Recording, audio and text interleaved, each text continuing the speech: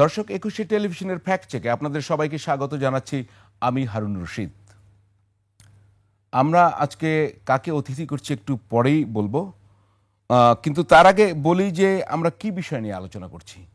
সে বিষয় হচ্ছে আফগানিস্তানের সঙ্গে বাংলাদেশের সম্পর্ক কতদূর যেতে পারে। এই বিষয়টি আলোচনা করার একটি কারণ রয়েছে, সেটি বলি যে সম্প্রতি আফগানিস্তানে বাংলাদেশ থেকে একটি প্রতিনিধি দল গিয়েছিলেন মাওলানা মামুনুল হকের নেতৃত্বে, এবং এই বিষয়ে মূলত আজকে আমরা আলোচনা করব এবং তার সঙ্গে অন্যান্য রাজনৈতিক বিষয় চলে আসবে। তো আমাদের সঙ্গে রয়েছেন মাওলানা মামুনুল হক, তিনি আমির বাংলাদেশ খেলাফত মজলিস, একই সঙ্গে যুগ্ম মহাসচিব হেফাজত ইসলাম, এবং তিনি ঢাকা মহানগরেরও দায়িত্বে রয়েছেন আমির সেক্রেটারি জেনারেল। তো আপনাকে স্বাগত আমাদের এই স্টুডিওতে আসার জন্য। ধন্যবাদ। তো আপনারা যখন আফগানিস্তান সফরে গিয়েছেন তারপরে আমরা আসলে এই বিবৃতিটা পেয়েছি, আপনার দল থেকেই দেয়া হয়েছিল সেটি, এবং এটি নিয়ে আলোচনা হয়েছে পত্রপত্রিকায়, আপনাদের বক্তব্য সেখানে দেয়া হয়েছে। আপনিও ওখান থেকে আপনার কিছু ভিডিও পরে আমরা দেখেছি। তো আপনি কি উদ্দেশ্যে গিয়েছিলেন সেটি আগে আপনার মুখে আমরা শুনি, তারপরে আমরা আলোচনায় যাব। আমরা গিয়েছিলাম, আমরা একটু ভিডিওটা দেখে নিই। ভিডিওটা দেখানো সম্ভব হবে? করেছি আমরা সাউন্ড শুনতে পাচ্ছি না।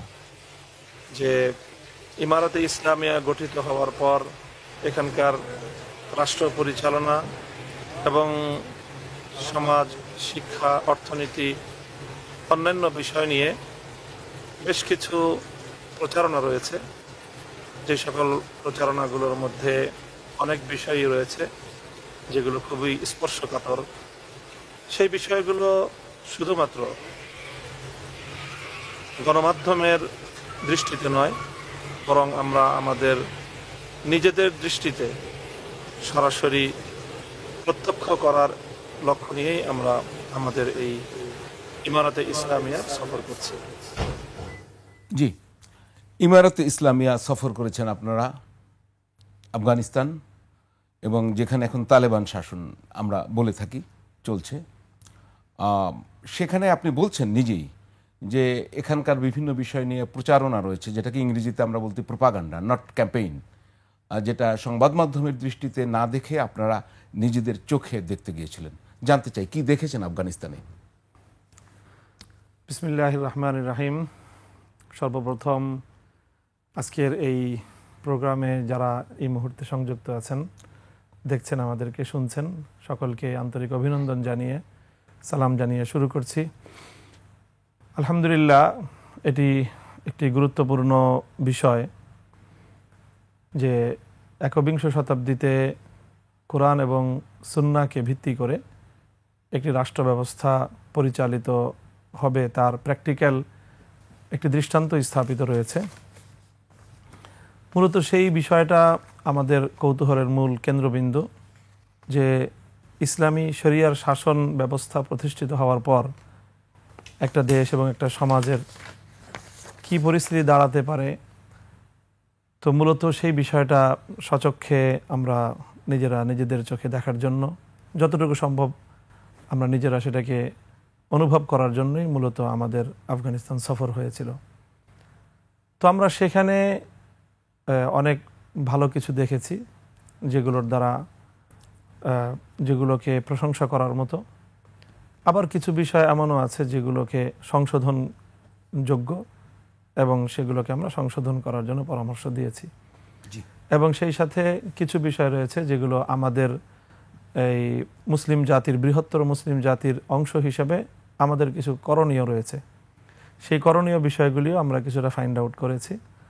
আমরা আশা মনে করি আমরা ভালো বিষয়গুলো আগে শুনি, তারপরে আপনাদের চোখে যেগুলো ভালো মনে হয়নি সেই দুটো জিনিস একটু কম্প্যাক্ট শুনতে চাই, কারণ অনেক আলোচনা করব আপনার সঙ্গে। ভালো যে বিষয়গুলি দেখেছি, মৌলিক একেবারে আমি কয়েকটা পয়েন্ট এখানে আউট করতে পারি।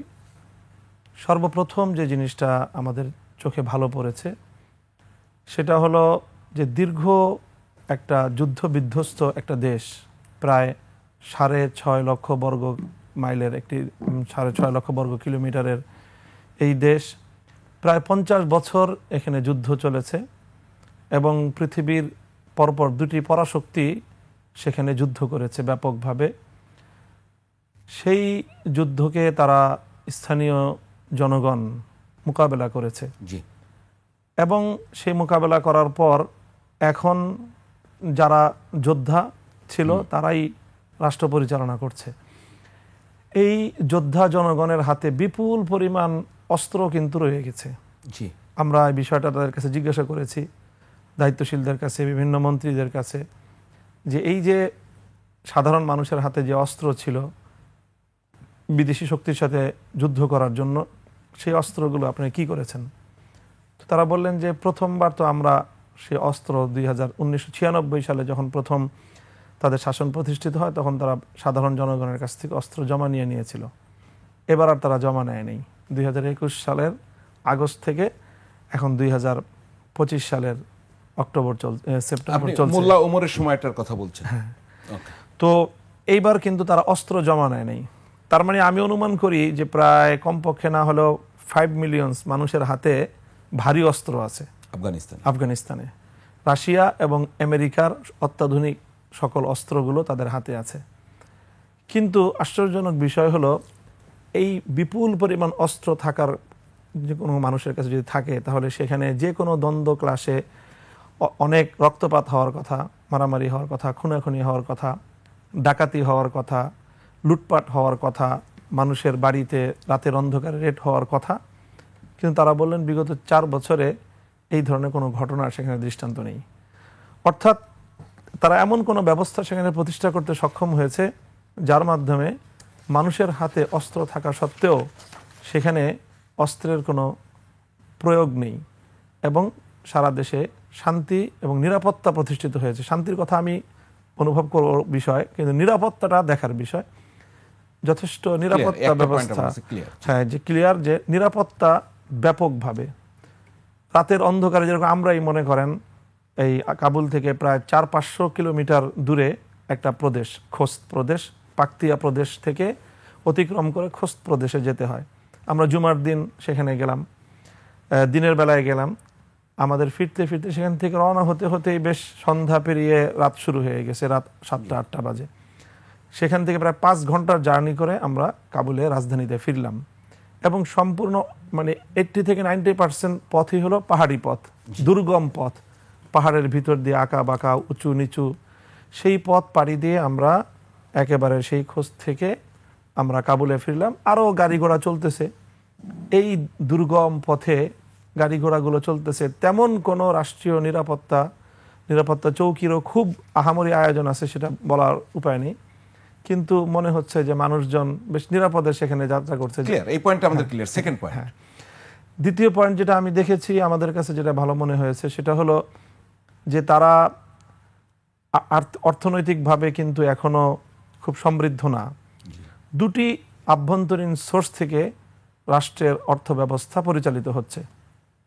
একটা হলো তারা কিছু কাস্টমস পাচ্ছে, বিদেশি যে সকল যানবাহন বা মালামাল তাদের মাটি ব্যবহার করে, তাদের সড়ক ব্যবহার করে যাতায়াত করছে, সেখান থেকে তারা একটা কাস্টমস পাচ্ছে। আর হলো তাদের দ্বিতীয় ইনকাম সোর্সটা হলো এখন মাইন, বিভিন্ন খনিজ সম্পদ উত্তোলন করছে। বিপুল পরিমাণ খনির তাদের মধ্যে ওখানে মজুদ আছে, গ্যাস এবং কয়লার, সর্বশ্রেষ্ঠ কয়লার সর্ববৃহৎ মজুদ তাদের ওখানে। তারা যেটা বলল যে সেই কয়লা 300 বছর উত্তোলন করলেও শেষ হবে না এবং শুধু তাদের দেশের কয়লা দিয়ে সারা পৃথিবীর কয়লার চাহিদা পূরণ হওয়া সম্ভব। হ্যাঁ, এবং সোনার মাইনও আছে তাদের ওখানে। এগুলো তারা উত্তোলন করছে বেসিক্যালি বেশিরভাগই চায়নার সহযোগিতায়। তো এই দুটো সোর্স থেকে তাদের তাদের রাষ্ট্রের যাবতীয় ব্যয় নির্বাহ হচ্ছে। তো রেভিনিউ এই দুটো। নেগেটিভ কি? হ্যাঁ বলছি, দেখেন এত বিপুল পরিমাণ এই দুটো সোর্স থেকে ইনকাম নিয়ে তারা যেটা করছে, সবচেয়ে বড় আশ্চর্যজনক বিষয় হলো 8 লক্ষ পরিবারকে তারা মাসিক ভাতা দিচ্ছে। এই দীর্ঘ সময়ে যুদ্ধে যারা নিহত হয়েছে এবং এই সকল নিহতদের ইয়েতিম সন্তান এবং বিধবাদেরকে তারা প্রতি মাসে ভাতা দিচ্ছে। মিনিমাম আমরা যেটা হিসাব করলাম 5,000 আফগানি তারা বলল, তার মানে মিনিমাম $100 করে তারা দিচ্ছে। ইন্টারেস্টিং তথ্যটা হলো যে তারা শুধুমাত্র নিজেদের পক্ষীয় নিহতদের পরিবারদেরকেই নয়, বরং বিপক্ষীয় যারা ছিল তাদের যারা নিহত হয়েছে তাদের এতিম এবং বিধবাদেরকেও মানে প্রায় নিয়ার 1 মিলিয়ন মানুষকে প্রতি মাসে যদি মিনিমাম $100 করে দেওয়া হয়, তাহলে কি পরিমাণ ভাতা দিতে হয় এই বিশাল 100 মিলিয়ন, তাহলে 1 এই মিলিয়ন বিশাল 100 মিলিয়ন। প্রতি মাসে তারা এটা দিচ্ছে। জি, এই জিনিসটা আরেকটা জিনিস দেখেছি যে বিচার ব্যবস্থারও দ্রুত বিচার সমাধান করার চমৎকার আয়োজন। Speedy trial। বাকি যে জিনিসটা আমাদের চোখেও পড়েছে সেটা হলো নারী শিক্ষার ক্ষেত্রে এখনো পর্যন্ত সুন্দর এবং একেবারে প্রত্যাশিত উন্নতি তারা সাধন করতে পারেনি। জি। এখন মাত্র ক্লাস 6 পর্যন্ত সাধারণ শিক্ষা ব্যবস্থায় স্কুলে মেয়েরা পড়াশোনা করছে, ক্লাস 6 পর্যন্ত। ক্লাস 6 থেকে সেকেন্ডারি এবং হায়ার এডুকেশনের ক্ষেত্রে ইউনিভার্সিটির মেয়েদের জন্য ইসলামী শিক্ষার আয়োজন আছে, মেয়েরা ধর্মীয় শিক্ষা গ্রহণ করছে, কিন্তু জেনারেল শিক্ষাটা এখনো তারা এটাকে চালু করতে পারেনি। যারা পড়তো তাদেরটাও তো বন্ধ। হ্যাঁ, তাদেরটাও বন্ধ আছে, স্থগিত আছে। বন্ধ বলতে তারা বন্ধ বলে না, তারা বলে এটা স্থগিত আছে। এবং তারা বলে যে মূল কারণ হলো যে বিগত সময়ে যেটা আধিপত্যবাদ তাদের ভাষায়, যে বহির্শক্তি এসে তাদের কৃষ্টি কালচারকে ধ্বংস করার জন্য পরিকল্পিতভাবে শিক্ষা ব্যবস্থায় ব্যাপক তারা বিকৃতি সাধন করেছিল, যার কারণে শিক্ষার কাঠামোকে আমূলভাবে ঢেলে সাজানো এবং বিশেষ করে যেহেতু তারা শরিয়া পরিপালনের অঙ্গীকারাবদ্ধ, এই জন্য শরিয়ার দৃষ্টিকোণ থেকেও সহশিক্ষার কোনো সুযোগ নেই। সেই জন্য তারা নারী পুরুষের জন্য সেপারেট শিক্ষাঙ্গন তৈরি করার কাজে এটা নিয়োগ করেছে। এবং তারা কত বছর লাগতে পারে আপনাদের ধারণা বলছে কিছু? তারা আমরা এই বিষয়ে প্রশ্ন করেছিলাম, আমাদের কনসার্নের কথাও বলেছি। তারা আমাদেরকে যেভাবে আশ্বস্ত করলো, তারা কিন্তু এক্সাক্ট কোনো মেয়াদ বলেনি, তবে তারা বলল খুব অল্প সময়ের ব্যবধানেই আপনারা সুসংবাদ পাবেন। তো তাতে মনে হলো আমার যে হয়তো সর্বোচ্চ বছর খানিকের মধ্যে তারা নারী শিক্ষার এই বদ্ধ দুয়ারটা তারা উন্মুক্ত করে দিবে মনে হয়। তো ওখানে যেটা মানে এখন আপনি বলছিলেন যে প্রচলিত গণমাধ্যমে যা আসে তার বাইরে আপনারা নিজেদের চোখে দেখতে চাইছিলেন, কিন্তু ওখানে যে সিস্টেমটা আপনি নিজেই ভালো জানেন যে সেটা তো এখন ওখানকার যিনি রাষ্ট্রপতি তিনি তো আমিরুল মোমিনিন এবং আখুনজাদা, উনি আখুনজাদা। এবং ওখানে তো আর কোনো নির্বাচনের কোনো ব্যবস্থা নাই, ভোট বলতে কিছু নাই, এবং একই সঙ্গে ধরেন আর কোনো রাজনৈতিক দলও নাই। অর্থাৎ এটি হচ্ছে একটি, আমি যদি বলি খেলাফতের মতো, খেলাফত আপনি ভালো বুঝতে পারবেন। এবং আপনি কিন্তু বারবারই এটাকে বলছিলেন যে এটি একটি ইমারত, মানে এটা একটা কাঠামো, এবং এটা দেখতেই গিয়েছিলেন, এবং ইসলামী রাষ্ট্রের একটা ছাঁচ এখানে তৈরি হয়েছে। এখন 2030 বছর পর কিন্তু আপনারা গিয়েছেন 2001 সালে, কিন্তু এখান থেকে একটা টিম গিয়েছিল, আর একটা টিম, আর আপনারা এই গেলেন এবং একটা এনজিওর মাধ্যমে গিয়েছেন। আমি যদি আপনার বক্তব্য ভুল না জানি, আপনি নিজেই বলেছেন যে একটি এনজিও, ইউকে ভিত্তিক একটি এনজিও আপনাদের নিয়ে গিয়েছিল, সেটার সম্পর্কে আমরা খোঁজ নিয়েছি, প্রসপার আফগানিস্তান। ঠিক আছে, আপনি তো গিয়েছিলেন ওমরায়, সেখান থেকে ওখানে গেলেন।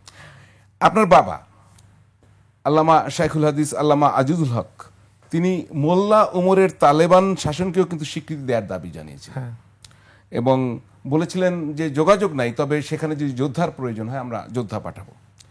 তাহলে কি আফগান মডেলকে আপনারা সাপোর্ট করছেন? এরকম একটা মডেল কি আপনারা বাংলাদেশে চান? আমরা আফগানকে মডেল বলতে চাই না, আমাদের মডেল অন্য কোনো রাষ্ট্রকে বলার প্রয়োজন নেই। আমাদের মডেল পরিষ্কার খেলাফতের রাশেদা মডেল, এর বাইরে অন্য কোনো কিছুকে মডেল বানানোর সুযোগ ইসলামের মধ্যে নেই। আমরা সেই খেলাফতের রাশেদাকেই মডেল বলি। হ্যাঁ, তারা প্র্যাকটিস করতেছে, তারা প্র্যাকটিস করে তারা যদি খেলাফতের রাশেদার মডেলকে পরিপূর্ণ বাস্তবায়ন করতে পারে তাহলে সেটা ভালো। তাহলে তারা তো একটি বিপ্লবের মাধ্যমে এসছেন, একটা যুদ্ধ, তাহলে আপনারা তো ইলেকশনের মাধ্যমে যাচ্ছেন, তাহলে এটা কিভাবে সম্ভব? কেননা খেলাফত যদি প্রতিষ্ঠা হয় অন্য কোনো রাজনৈতিক দল থাকবে না, বিএনপি থাকবে না, আওয়ামী লীগ তো এমনিতেই নাই, থাকবে না, জাতীয় পার্টি থাকবে না, ইসলামী দল নামে আলাদা দলও থাকবে না, তো সেটা কিভাবে সম্ভব? তাহলে আপনারা কি সেটা নির্বাচনের এজেন্ডায় বলবেন যে আমরা যদি ক্ষমতায় যাই তাহলে খেলাফত ছাড়া আর কিছু থাকবে না? না, খেলাফত তো হুট করে যাওয়া যাবে না। মানে এই মুহূর্তে আমি আমার এই পরিবেশে দাঁড়িয়ে আমি খেলাফত ব্যবস্থা বাস্তবায়নের বাংলাদেশে প্রেক্ষাপট নেই। এখন এই জায়গায় দাঁড়িয়ে যদি আমি খেলাফতের কথা বলি, তাহলে সেটা বলবো যে আমরা সকলে মিলে করব। খেলাফত যে কনসেপ্টটা কাউকে বাদ দিয়ে নয়, খেলাফতের কনসেপ্টটা হলো সকলকে নিয়ে। সেখানে বিএনপি, জামাত এবং সকল দলের সকলে মিলে আমরা সম্মিলিতভাবেই খেলাফত ব্যবস্থা বিএনপি কিভাবে খেলাফত প্রতিষ্ঠা করবে? তার তো দলীয় আদর্শে খেলাফত নাই না। যদি তার আদর্শ, তার দলকে আমরা নিব না, তার ব্যক্তিদেরকে নিব। ব্যক্তিদেরকে নিয়ে, সকলকে নিয়েই আমরা খেলাফত ব্যবস্থা বাস্তবায়ন করব। তাহলে বিএনপি তো থাকবে না, থাকার তো সুযোগ নেই খেলাফতে, আছে কি? বিএনপির এই আদর্শ থাকার সুযোগ নেই। বিএনপি যেই আদর্শ এবং যেই ম্যানিফেস্টো অনুযায়ী তারা রাজনীতি করে, বা যেই গঠনতান্ত্রিক যেই নীতির আদর্শে আলোকে তারা রাজনীতি করে, সেই রাজনীতি ইসলাম এলাও করে না। এনসিপি থাকার সুযোগ নেই, কোনো আলাদা ইসলামী খেলাফত ইসলামীও থাকার সুযোগ নেই, ইসলামী খেলাফত ব্যবস্থা, জামায়াত ইসলামী থাকার সুযোগ আছে। ইভেন আমার দলও থাকার সুযোগ নেই। বাংলাদেশ খেলাফত মজলিসও থাকবে না। আমি বলছি জামায়াত ইসলামী থাকার সুযোগ আছে। আমি বলতেছি বাংলাদেশ খেলাফত মজলিসও থাকবে না। কোনো রাজনৈতিক দলই আলাদা ভিন্নভাবে থাকবে না, সকলেই রাষ্ট্রীয় কাঠামোর মধ্যে একীভূত হয়ে যাবে। That is called. আমরা এই পয়েন্টটি আরো বিস্তারিত আলাপ করব। দর্শক, আমরা এই খেলাফত নিয়ে আরো কথা শুনবো মাওলানা মামুনুল হকের মুখে। তার আগে ফ্যাক্ট চেকে নিচ্ছে একটা বিরতি, সঙ্গেই থাকুন।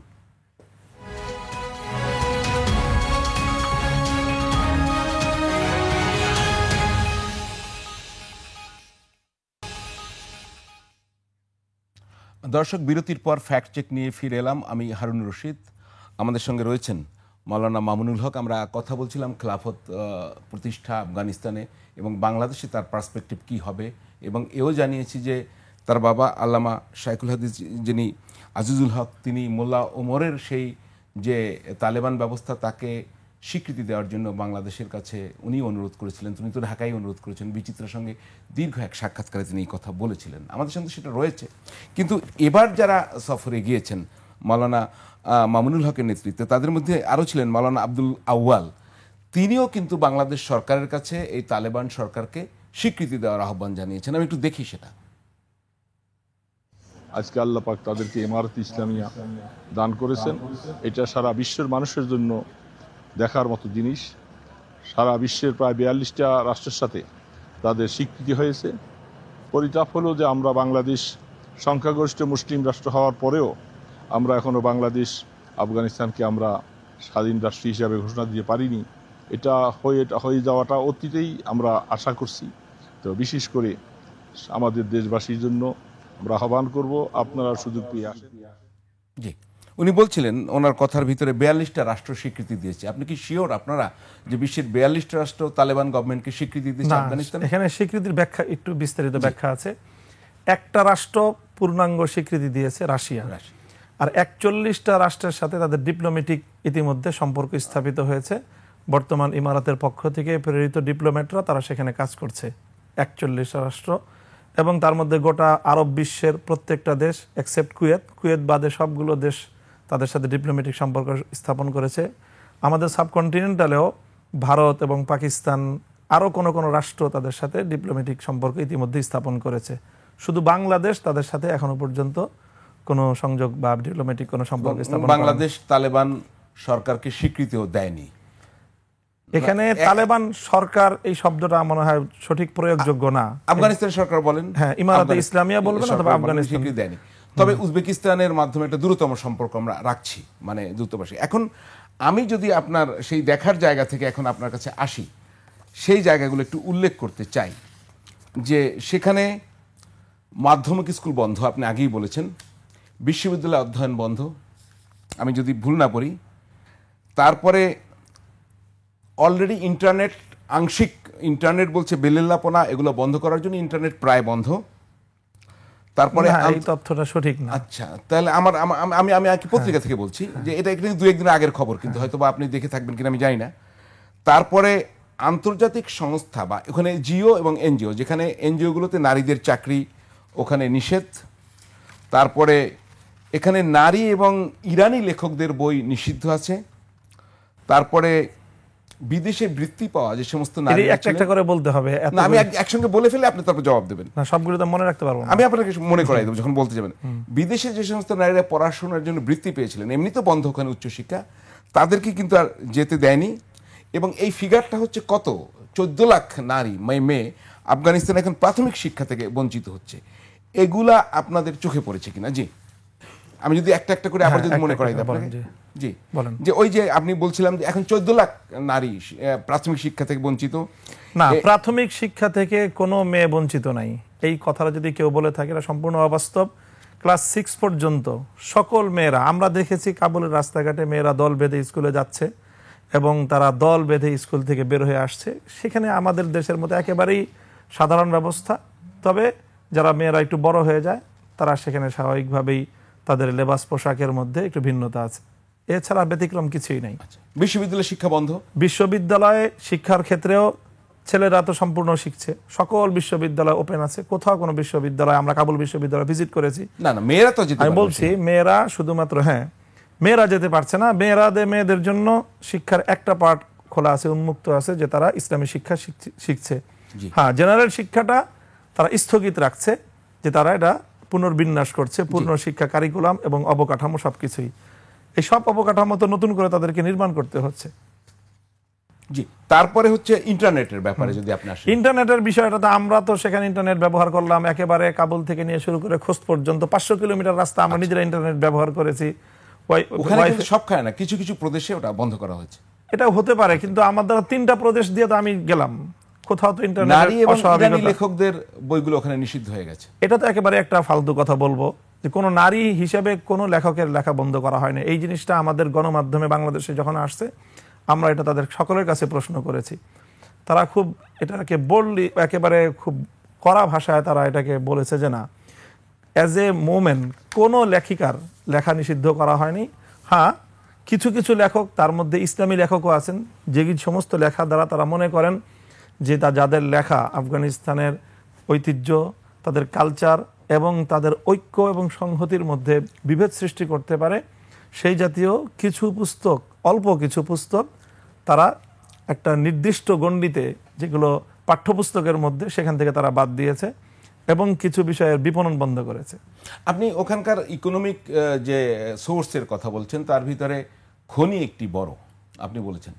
ওখানে আপনি কি এটা লক্ষ্য করতে পেরেছেন বা আপনারা কি দেখার চেষ্টা করেছেন যে আফগানিস্তানের মূল ব্যবসা হচ্ছে মাদক ব্যবসা, পপি বিজনেস, পপি ফুলের ব্যাপক চাষ হয়, ওখান থেকে আফিম হয়, সেটিকে আপনারা লক্ষ্য করেছেন? সেটিকে বন্ধ হয়েছে? সেগুলো তো এক সময়ের ইতিহাস। এখন আমরা প্রশ্ন করেছি খুব ভালোভাবেই, তারা টোটালি রাষ্ট্রীয়ভাবে সেই পপির বদলে এখন তারা ব্যাপকভাবে জাফরান সহ এমন বেশ কিছু উন্নত মানের উদ্ভিদ তারা উৎপন্ন করছেন, চাষাবাদ করছে, যেগুলো সারা পৃথিবীর ব্যাপক চাহিদা আছে।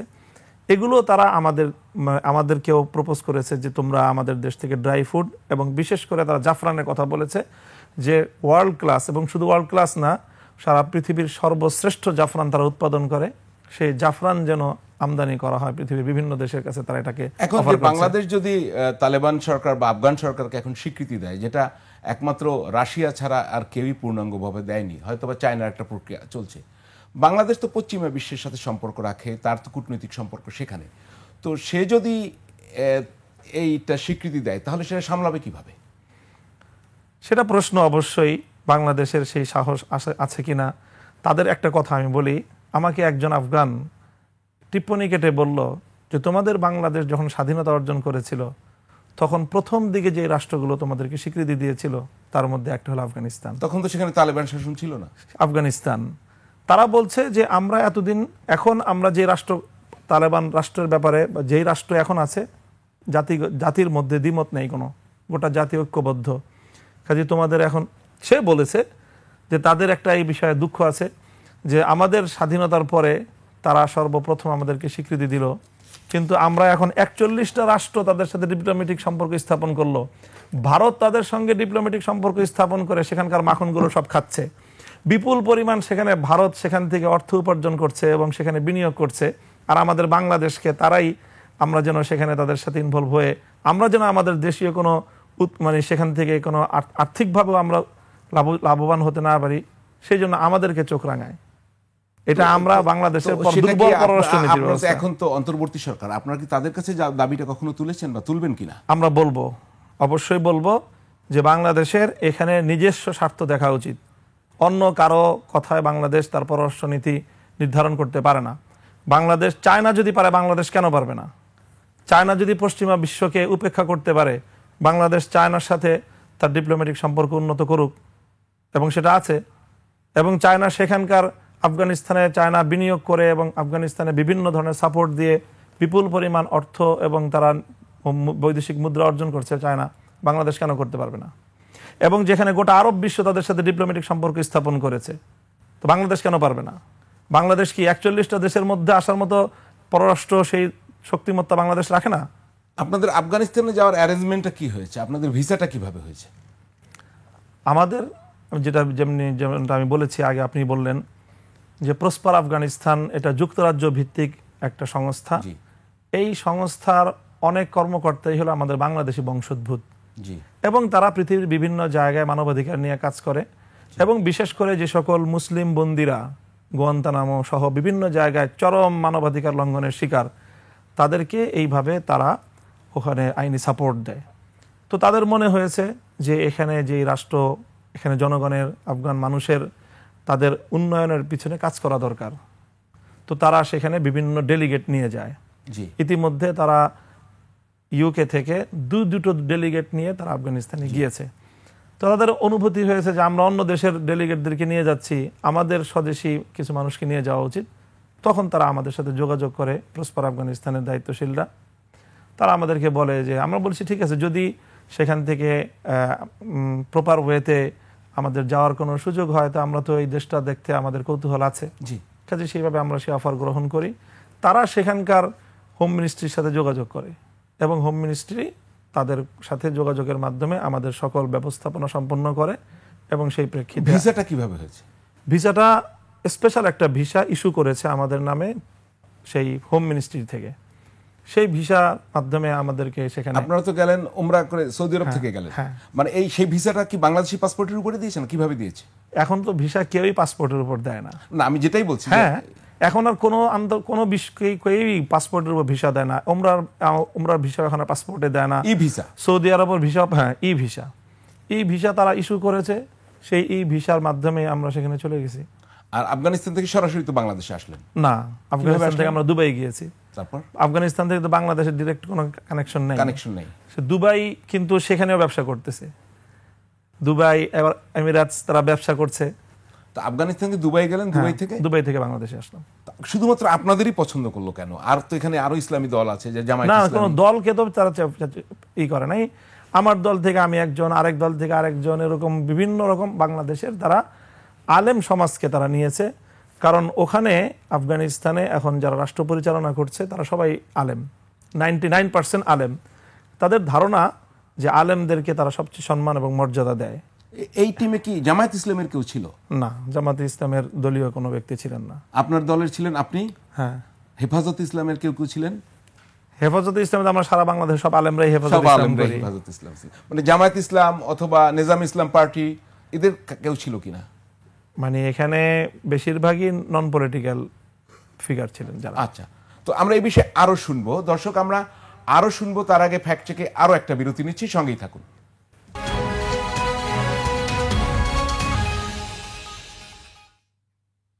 দর্শক, বিরতির পর আবারও ফ্যাক্ট চেক নিয়ে আপনার সঙ্গে হাজির হয়েছি। আমি হারুন রশিদ, আমাদের সঙ্গে রয়েছেন মাওলানা মামুনুল হক। আমরা আফগানিস্তান নিয়ে কথা বলছিলাম, এখন একটু দেশের রাজনীতিতে। আপনি যখন আফগানিস্তানে, তখন কিন্তু দেশে আপনার আন্দোলন চলে, যে যুগপৎ আন্দোলন জামায়াত ইসলামী এবং কয়েকটি ইসলামী দল শুরু করেছিল, এবং তার ভিতরে আপনারাও রয়েছেন। আপনার খেলাফতে মজলিস যে দলটি, আপনি যেটার প্রধান, সেটিও রয়েছে। এবং যে জিনিসটা আমি বলতে চাই সেটি হচ্ছে যে আপনাদের 5 দফা, তাদের 4 দফা, মূলত জামায়াত ইসলামী, বাট যুগপৎ আন্দোলন।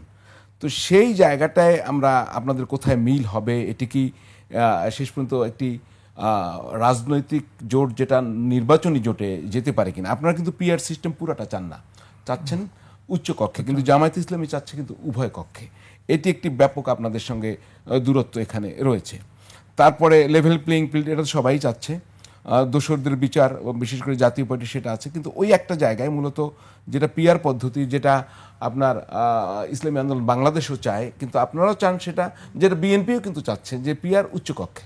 বিএনপি চায় না, বিএনপি এখন চায় না, কিন্তু ওই ব্যাপারে তাদের দ্বিমত নাই। না, দ্বিমত আছে, দ্বিমত আছে। আচ্ছা, এখন এটাকে শেষ পর্যন্ত আপনারা তো 3 দিনের আন্দোলন করে ফেললেন, এই আন্দোলনটা কি আপনার হবে, মানে একটি নির্বাচনী জোট হবে? আপনারা কি একসঙ্গে জামায়াতের সঙ্গে নির্বাচনও করতে যাচ্ছেন কিনা? নির্বাচন বিষয়ে এখনো আমাদের মধ্যে কোনো আলোচনা হয় নাই। আমরা এই মুহূর্তে মনে করি যে জুলাই বিপ্লব, এত মানুষের রক্তদান, এত জীবন, এত ত্যাগ, কোরবানি, এর একটা মিনিমাম অর্জন হওয়া দরকার। রাজনৈতিক বন্দোবস্তে কিছু চেঞ্জিং অবশ্যই আসা প্রয়োজন। আর না হয় জুলাই বিপ্লবের কোনো অর্জন এদেশের মানুষের হাতে থাকে না। এই জন্য জুলাই বিপ্লবের আইনি ভিত্তি, জুলাই সনদের আইনি ভিত্তি, এটা আমাদের খুব গুরুত্বপূর্ণ একটা ইস্যু। এটার ব্যাপারে আমরা কোনো ছাড় দেওয়ার মানসিকতা রাখি না, এবং যে কোনো মূল্যে আমরা আমাদের জায়গা থেকে আমরা সর্বোচ্চ চেষ্টা করব জুলাই সনদের আইনি ভিত্তি রাষ্ট্রের কাছ থেকে অর্জন করার জন্য। কিন্তু জামায়াতের সাথে আপনার দুটি বেসিক ব্যাপারে আপনি বিভিন্ন সময় বলেছেন, আমরা সেই বেসিক দুইটা ব্যাপার একটু দেখে নিই। জামায়াত সম্পর্কে মাওলানা মামুনুল হক কি বলেন? তারা একটি রাজনৈতিক সংগঠন এবং তারা ইসলামের ক্ষেত্রেও তাদের একটি আইডিওলজি রয়েছে, তাদের একটি দর্শন রয়েছে। বিশেষ করে তারা মরহুম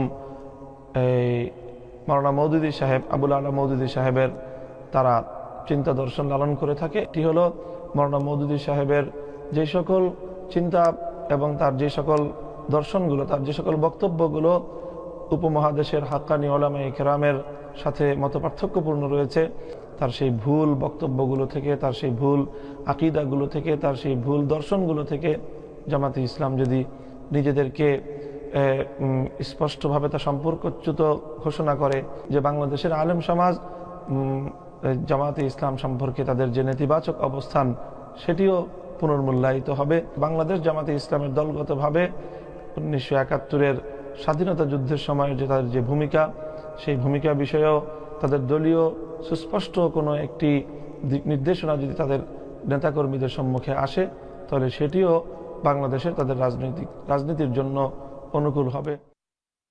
জি, আমরা এটার ব্যাপারে শুনবো। তার আগে আরেকটি তথ্য আপনি তো নিজেই জানিয়েছেন, 5 তারিখের পরে বোধহয় 6 তারিখেই, 6 আগস্ট গত বছরের বেগম খালেদা জিয়ার সঙ্গে আপনার দেখা হয়েছিল এবং দীর্ঘ সাক্ষাৎ হয়েছিল, সেটা আমরা শুনবো।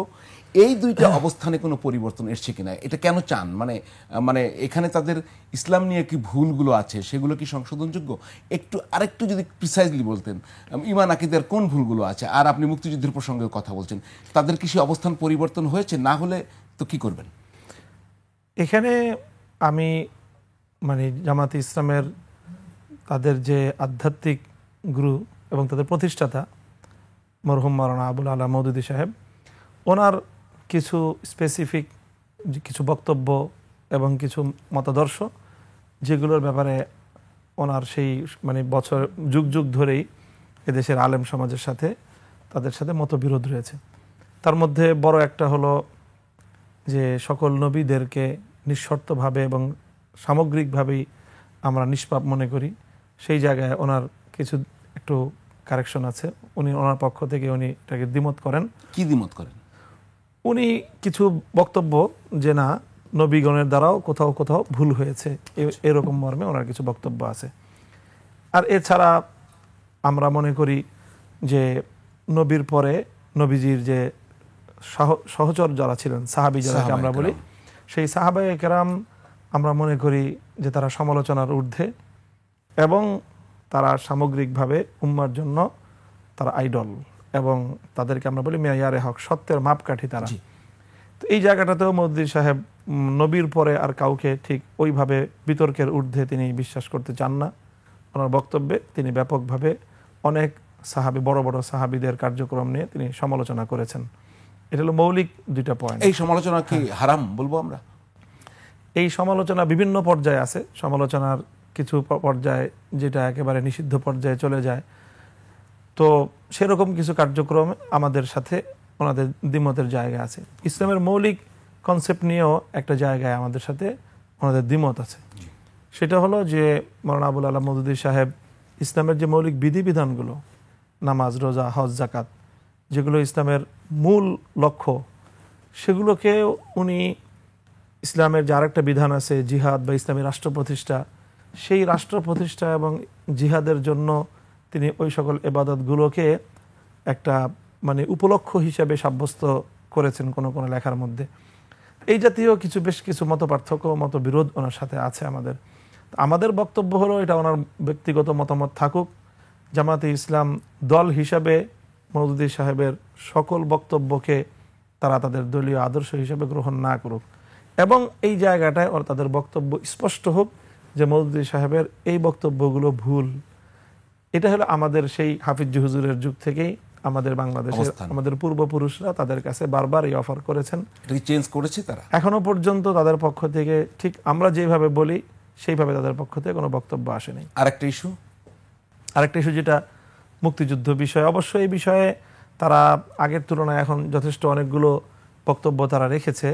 দলীয় জায়গা থেকে অনেকেই বলেছে যে তারা মুক্তিযুদ্ধের সময়ে কোনো ভুল ভ্রান্তি হয়ে থাকলে জামাতে ইসলাম সেজন্য তারা ক্ষমা প্রার্থনা করেছে বা দুঃখ প্রকাশ করেছে, এটা তারা বলে।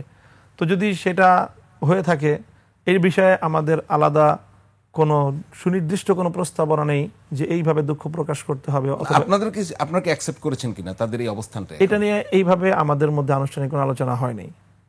আমরা লক্ষ্য করছি যে দেশ এবং অনেকেই এই বিষয়টাকে এখন অনেকটা আগের তুলনায় মানে অনেকটাই নরমভাবে দেখছেন, সফটলি তারা এটাকে মনে করছেন যে হ্যাঁ, জামাতে ইসলাম এই জায়গাটাতে তারা তাদের যে অবস্থানগত যেই কিছুটা ভুল ছিল সেই ভুলের জন্য তারা দুঃখ প্রকাশ করেছে, এবং অনিচ্ছাকৃত কিছু ভুল বা ইচ্ছাকৃত ভুল এগুলো বলে তারা সরি বলেছে। কাজে এই বিষয়টা অনেকটা মিনিমাইজ হয়ে আসছে বলে মনে হয় আমার কাছে। বেগম খালেদা জিয়ার সাথে আপনার দেখা কি হয়েছে, আপনি কথা বলেছেন, আমি সেখানে সেটাই শুনবো। রাজনৈতিক কোনো আলাপ হয়েছে কিনা? বেগম জিয়ার সাথে না, বেগম জিয়ার সাথে আমাদের যখন দেখা হয় সেটা ঠিক 5ই আগস্টের বিপ্লবের পরের দিন। শুধু উনি অসুস্থ অবস্থায় ওনাকে দেখতে গিয়েছিলাম, এবং সেই সময় দেশের সম্পর্কে, দেশের এই আমূল পরিবর্তনের ব্যাপারে ওনার যে অনুভূতি, সেই অনুভূতিটা উনি শেয়ার করেছেন, এবং সেই সময় জাতির উদ্দেশ্যে ওনার পক্ষ থেকে যে আহ্বান আমাদের কাছেও বলেছেন, আমাদের মাধ্যমে জাতিকে সেই মেসেজটা উনি দিতে বলেছেন। এই জাতীয় কথা হয়েছে যে দেশের যেন কেউ সম্পদ নষ্ট না করে, দেশ তো সকলের, আমরা সকলে মিলে যেন এই দেশটাকে ভালোভাবে সামনের দিকে অগ্রসর করতে পারি। এই ধরনের ইতিবাচক বক্তব্যই আমি ওনার কাছ থেকে পেয়েছি, এবং ওনার ওই সময়ের ওনার সামগ্রিক যে অসুস্থতাজনিত যে অবস্থা, সেই অবস্থা থেকে ওনার এই বক্তব্যে আমি মুগ্ধ হয়েছি।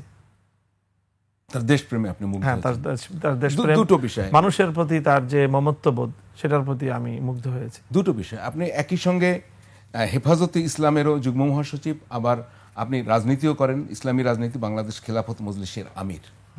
এখন আমার আপনার কাছে জানতে চাওয়া যে বিএনপির সাথে আপনাদের রাজনৈতিক মানে হেফাজতে ইসলাম, আমরা এখনো মনে করি যে হেফাজতে ইসলাম জামায়াতের সঙ্গে যুক্ত নয়, কারণ এটা রাজনৈতিক দল না, তবুও তার হেফাজতে ইসলামের বড় বড় নেতারা বিভিন্ন তাদের আলাদা রাজনৈতিক দল আছে। এবং ইদানিং স্পষ্ট ক্লিয়ার, হেফাজতে ইসলাম কিন্তু স্পষ্ট করে বলেছে ইমান আকিদা পরিপন্থী যারা বিভিন্ন অবস্থানে আছে, এটা আমরা স্পষ্ট বুঝতে পারি, তাদের ব্যাপারে তাদের রিজার্ভেশন রয়েছে। আপনার রিজার্ভেশন আমি কম বেশি শুনলাম। তাহলে কি বিএনপির সাথে কি আপনাদের ঐক্য হওয়ার সম্ভাবনা সম্ভব কিনা, রাজনৈতিক ঐক্য এবং নির্বাচনী ঐক্য সম্ভব কিনা, হবে কি হবে না সেটা আমরা জানতে, সম্ভব কিনা? হ্যাঁ, অসম্ভব না। বিএনপির সাথে আমরা অতীতেও একসাথে জোট করেছি, নির্বাচন করেছি, আমরা একসাথে অনেক কিছুই আমাদের বিএনপির সাথে যৌথভাবে জোটগতভাবে হয়েছে। কাজেই সেই জায়গায় থেকে তো অসম্ভব কিছু না। কোনো আলাপ আলোচনা হচ্ছে কিনা? আলাপ আলোচনা খুবই প্রাথমিক পর্যায়ের বা খসড়া পর্যায়ের আলাপ আলোচনা হয়। তবে আমরা এই মুহূর্তে যেটা মনে করি সেটা হলো যে আমি আমার দল বাংলাদেশ খেলাফত মজলিসের পক্ষ থেকে যে এই মুহূর্তে আওয়ামী লীগের এবং আওয়ামী লীগের পক্ষীয় শক্তির তাদের মানে অপসারণের পরে বাংলাদেশে এখন রাজনীতিতে বেসিক্যালি একটা পক্ষই এখন রাজনীতি করছে। তো কোন পক্ষ? শুধু দক্ষিণপন্থী যারা নাকি ডানপন্থী। আমরা বিএনপিকে ডানপন্থী দল বলেই মনে করি। বিএনপি যদিও সেটা স্বীকার করতে চায় না এখন, কিন্তু আমরা বিএনপিকে এখনও ডানপন্থী দল হিসেবেই মনে করি। ডানপন্থীরাই এখন বাংলাদেশের রাজনীতি করছে। কাজেই এখন রাজনীতির এই সময়কার এই প্রেক্ষাপটের প্রয়োজনে হয়তো নিজেদের মধ্যে প্রতিযোগিতা প্রতিদ্বন্দ্বিতার একটা প্রসঙ্গ এসেছে, কিন্তু এই সময়ও পরস্পর জুলাই বিপ্লবের যারা অংশীজন তাদের সকলের মধ্যে একটি সহনশীল অবস্থা বিরাজমান থাকা চাই। বিএনপি ভার্সাস জামাতে ইসলাম, তাদের উভয় দলকেও আমি বলবো, এবং বিএনপি এবং জামাতের পাশাপাশি ইসলামী সংগঠনগুলোর মধ্যে ইসলামী আন্দোলন, চরমনাই পীর সাহেবের দল এবং জমিয়ত উলামা ইসলাম, এই দলগুলো ব্যাপকভাবে পারস্পরিক যে বিরোধে লিপ্ত হচ্ছে এবং আক্রমণাত্মক বক্তব্যের মাধ্যমে মাঠকে উত্তেজিত করছে, আমি এটাকে সাপোর্ট করি না। আমি মনে করি যে রাজনৈতিক প্রতিযোগিতা প্রতিদ্বন্দ্বিতা থাকতে পারে, কিন্তু আলটিমেটলি চূড়ান্ত বিবেচনায় বাংলাদেশে যেই পরাজিত শক্তি জুলাই বিপ্লবের মাধ্যমে উৎখাত হয়েছে, তারা যে কোনোভাবে বাংলাদেশে আবার ইন করার চেষ্টায় আছে। তাদের ব্যাপারে মাঠের গড়ে ওঠা ঐক্য, এটাই নিজেদের দলীয় সংকীর্ণ রাজনীতির চেয়ে কাদের ঘাড়ে সওয়ার হওয়ার আশঙ্কা আছে, ইন করার চেষ্টা আছে? বিএনপি বলছে জামাতের ঘাড়ে সওয়ার হয়েছে, না, আমি মনে করি বিএনপির ঘাড়ে বিএনপি বা জামাতের ঘাড়ে সওয়ার হতে পারবে খুব সহসাই, এটা আমি মনে করি না।